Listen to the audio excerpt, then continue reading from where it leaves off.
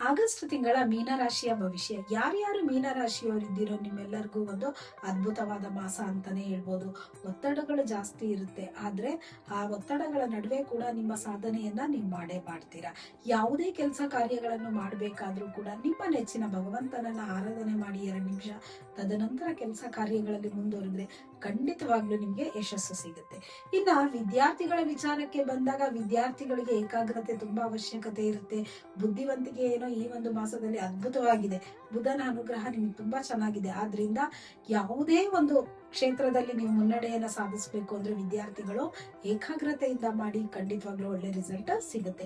ಹಾಗೆ ಉದ್ಯೋಗಸ್ಥರಿಗೆ ಈ ಒಂದು ಮಾಸದಲ್ಲಿ ಏನಾಗುತ್ತೆ ಅಂದ್ರೆ ಕೆಲಸ ಕಾರ್ಯಗಳಲ್ಲಿ ಒತ್ತಡ ಇರೋದ್ರಿಂದ ಸ್ವಲ್ಪ ಹಿನ್ನಡೆಯನ್ನ ಸಾಧಿಸ್ತೀರಾ. ಅದ್ರ ಕಡೆ ಗಮನವನ್ನ ಕೊಡಿ, ಖಂಡಿತವಾಗ್ಲೂ ಒಳ್ಳೇದಾಗುತ್ತೆ. ಇನ್ನ ವ್ಯವಹಾರಸ್ಥರಿಗೆ, ವ್ಯಾಪಾರಸ್ಥರಿಗೆ ಒಳ್ಳೆಯ ಅವಕಾಶಗಳೇನೋ ಬರ್ತಾ ಇದೆ. ಹಾಗೆ ಯಾರೇ ಒಂದು ನಿಮಗೆ ಈ ಕೆಲಸ ಮಾಡೋಣ, ಅದನ್ನ ಮಾಡೋಣ, ಇದನ್ ಮಾಡೋಣ ಅಂದಾಗ ಸ್ವಲ್ಪ ಯೋಚನೆಯನ್ನ ಮಾಡಿ, ಒಂದಲ್ಲ 100 ಬಾರಿ ಯೋಚನೆ ಮಾಡಿ ಯಾವುದೇ ಕೆಲಸಕ್ಕೂ ಕೂಡ ಕೈ ಹಾಕೋದಕ್ಕೆ ಶುರು ಮಾಡಿ. ಇಲ್ಲ ಅಂದ್ರೆ ನಿಮ್ಗೆ ತೊಂದರೆಗಳು ಕಟ್ಟಿಟ್ಟ ಬುತ್ತಿ ಮೀನರಾಶಿಯವರಿಗೆ. ಹಾಗೆ ಈ ಒಂದು ಮಾಸದಲ್ಲಿ ನಿಮಗೆ ಯಥೇಚ್ಛವಾಗಿ ಹನುಮಂತನನ್ನ ಧ್ಯಾನ ಮಾಡಿ, ಗುರುಗಳನ್ನ ಧ್ಯಾನ ಮಾಡಿ ತುಂಬಾ ಒಳ್ಳೆ ರಿಸಲ್ಟ್ ಸಿಗುತ್ತದೆ. ಹಾಗೆ ಬಣ್ಣಗಳ ವಿಚಾರಕ್ಕೆ ಬಂದಾಗ ನಿಮ್ಗೆ ಯೆಲ್ಲೋ ಕಲರ್ ಹಾಗೂ ಗೋಲ್ಡ್ ಕಲರ್ ತುಂಬಾ ಅದ್ಭುತವಾಗಿ ರಿಸಲ್ಟ್ ಅನ್ನ ಕೊಡುತ್ತೆ.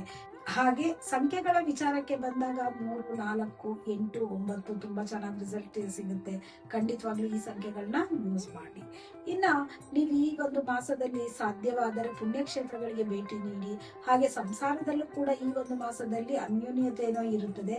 ಜೊತೆಯಲ್ಲಿ ಕುಟುಂಬ ಸಮೇತರಾಗಿ ಕುಲದೈವಕ್ಕೆ ಹೋಗಿ ಬರೋದ್ರಿಂದ ಕೂಡ ಒಳ್ಳೇದಾಗುತ್ತೆ. ಧನ್ಯವಾದಗಳು.